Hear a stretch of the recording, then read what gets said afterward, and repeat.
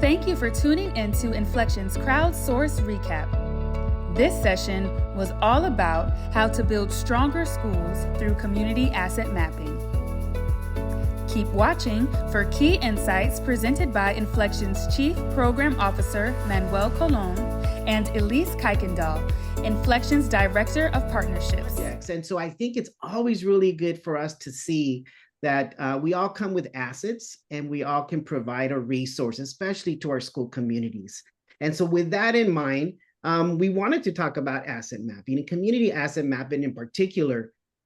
We were really fortunate to actually, access some of these resources from the Center for Court Innovation. This is a division from the New York City Department of Probation. And what was interesting about these resources was that, even though it's not necessarily a school community, but the way in which they approached asset mapping was actually pretty good. And so we kind of latched onto these resources because they really, really spoke to us in terms of how do we really do asset mapping around our school communities. And so when we think about community asset mapping, it came down to this. Community asset mapping is a strength-based approach to community development. And so thinking about this concept of a strength-based approach, the goal of asset mapping is to document a community's existing resources. And the idea behind this is that the community, not only do we need to be mindful of the assets, but they also are bringing resources. Many of you that are from California, you're familiar with the California Community Schools Partnership Program that really focuses and makes community asset mapping a priority in terms of your implementation.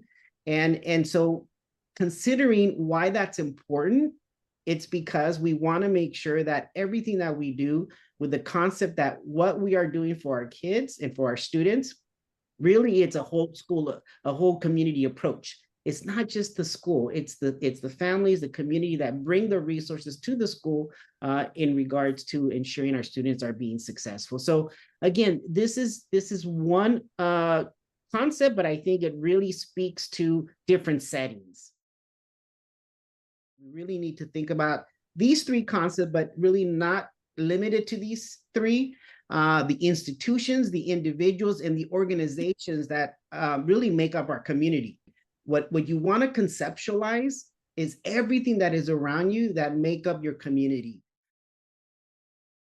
But one of the things that I hadn't thought about is school board members and tapping into our school board members, because they're from the community, they are already well connected, and they might provide us some resources that we might not be aware of. Also, our student leaders also, they're very active in our schools, and why not tap into them to find, what are some community assets that we need to be considering and looking into. And then thinking about network opportunities, putting ourselves in areas and places where it gives an opportunity to network and really seek out resources. So those were some of the things that stood out to me. But again, many examples from my group. There are so many assets already in our community, and especially in terms of business owners. And it was pointed out that a lot of the business owners and local communities can be parents of these schools, especially if it's a smaller or more tight-knit local community.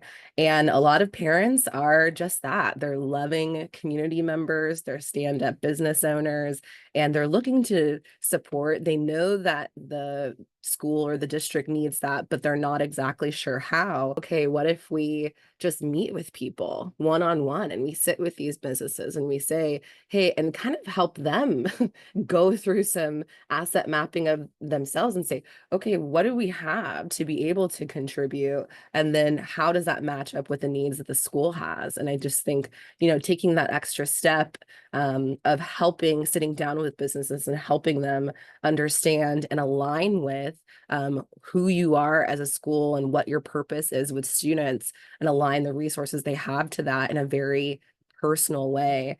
I thought that was really huge. So really just adopting that mindset through and through, even in our processes of helping people to understand how to assess what's already sitting there and what's underutilized. So I love that idea.